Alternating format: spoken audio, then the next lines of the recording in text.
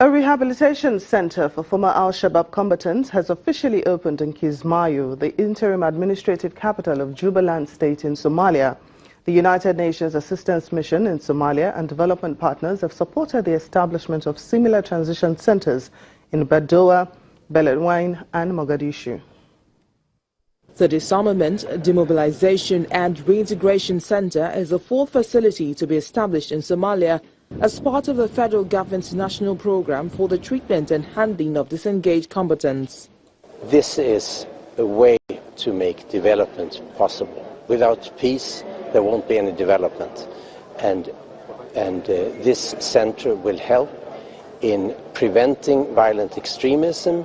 It will give support of a much broader program supported by Germany, Japan and others, and encouraged and advised also with the help of the UN to give alternatives to young people, jobs, education, and also to promote development in the communities.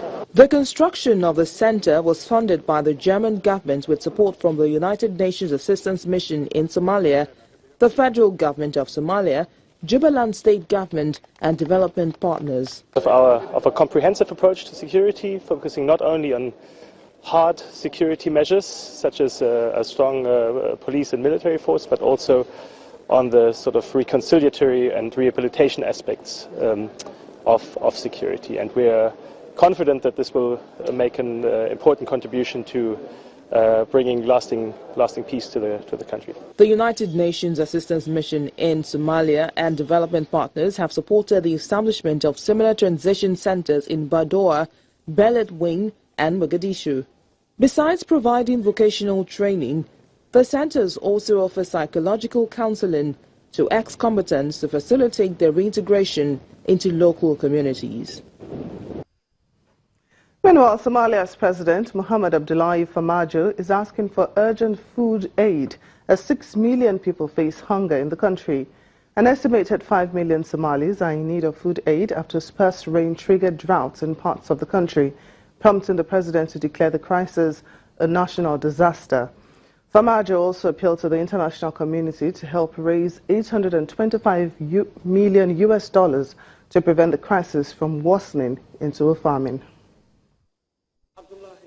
The president of Somalia, Mohamed Abdullahi Farmajo, has declared the drought affecting more than 6 million Somalis a national disaster and appeals to the international community to help raise $825 million to prevent the crisis from deteriorating into a famine.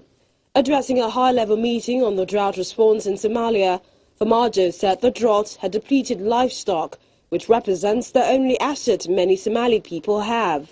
Those of us gathered here today can either make the rain come, nor provide adequate water to keep livestock alive, but we can respond more effectively, and we must do so now, simply because the Somali nation is threatened with famine.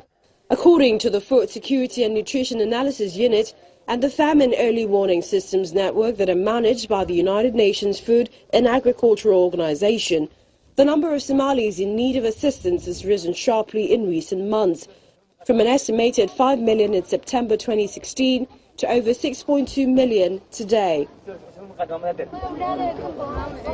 The figure represents more than half of Somalia's entire population. Peter de Klerk, the humanitarian coordinator for Somalia, says the international community must respond urgently to the drought in Somalia.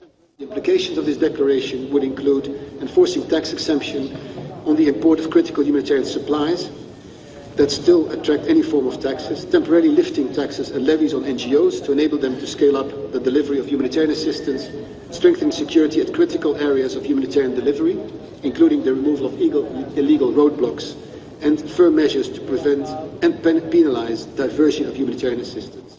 More than $400 million has been pledged by donors in support of the drought response, and the humanitarian coordinator has urged donors to expedite disbursement of these funds to allow partners scale up their work. Many analysts say that the crisis will be a major test for Farmajo's newly installed government.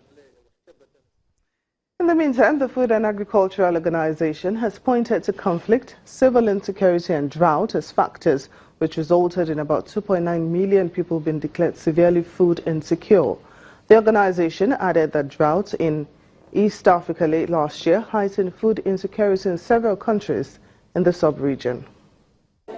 Food has dramatically reduced in areas suffering civil conflict and drought, worsening food security across parts of East Africa despite robust global food supplies. In a report released by Food and Agricultural Organization, 37 countries require external assistance for food, including 28 African nations suffering the lingering effects of last year's El Nino-triggered drought on harvest in 2016. Famine has been formally declared in parts of South Sudan, and there's grave concern regarding the food security situation in northern Nigeria, Somalia and Yemen. Some 100,000 people are facing famine in South Sudan, and about 4.9 million people across the country were classified as facing crisis, emergency or famine. That number is projected to increase to 5.5 million, or almost half the country's population at the peak of the lean season this July.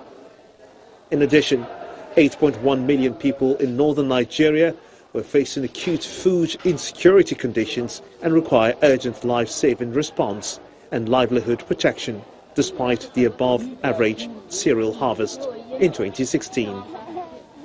Conflicts in Afghanistan, Burundi, Central African Republic, Democratic Republic of Congo, Iraq, Myanmar and Syria were also aggravating food insecurity conditions for millions of people and affecting nearby countries hosting refugees. The organization added that drought in East Africa late last year heightened food insecurity in several countries in the sub-region. Still to come on Network Africa, our Africa Tech segment takes a look at the Lagos Social Media Week. Please stay with us.